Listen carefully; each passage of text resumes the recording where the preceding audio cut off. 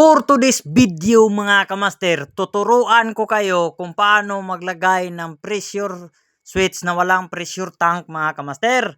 Tapos sa isang bagdak, dalawang motor ang ginagamit kasi dalawang bahay po ang nag-consume ng tubig at kanya-kanya ng bayad sa kuryente. So ngayon mga kamaster, ipapakita ko sa inyo kung paano gawin.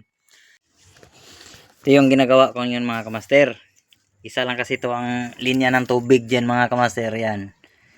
Kaya dalawa ang motor ang ginagamit, gawa ng dalawang bahay ang gumagamit. Tapos ang ginawa ko, nilagyan ko ng isang motor doon. Tapos ang dito din sa akin sa bahay, ito rin isang motor. Ayan. Yeah, wala itong pressure tank mga kamaster, pero meron tong pressure switch. Yan, meron siyang pressure switch. Yan lang, napakasimple lang oh. Diyan ang T. Sa kabilang bahay, ito ang sa akin.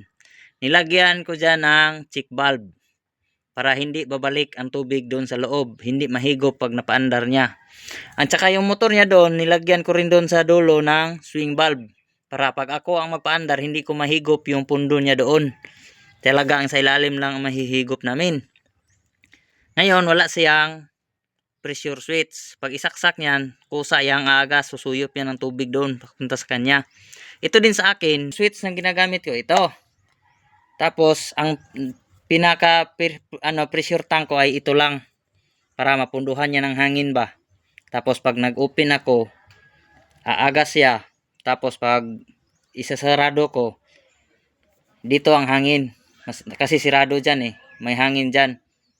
Kaya namamatay ang pressure switch kasi itutulak yun sa hangin pag punong-puno na. Tingnan nyo ngayon ha, i-open ko itong ball valve ko. Oh, naandar siya. Ang agas yan. Talagang nasuyop ng tubig yan kasi pag i-off ko ang ball valve dito, pag i-off ko ang ball valve na to ay namamatay. Tingnan nyo ha. Oh, di ba? Function na function kahit walang pressure tank. Yan ang pressure switch na walang pressure tank mga kamaster.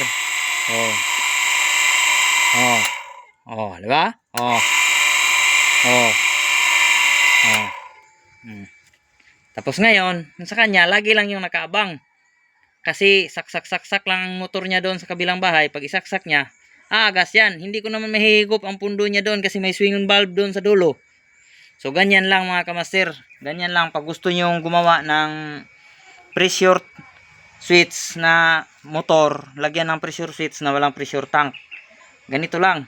Tapos pag dalawa din ang motor na gamitin nyo sa isang bagdak na tubo, ganyan ang gagawin nyo. Yan o. So tingnan nyo lang. Tapos yan. Tapos yan ang pinaka pressure tank ibali niya. Tapos maglagay talaga ng check valve banda dyan kung dalawang motor ang gagamitin. Kasi doon sa kabila, yon. Mayroon ding isang check valve doon or swing valve para hindi mahigop ng isang motor pag naandar ang kabila. Tapos isa lang ang bagdak niya. Yan. Tingnan nyo, isa lang ang bagdak niya. Yan lang. Kinukundim yung kabilang dulo kasi pag walang tubig, dyan lang ang pagkati niya.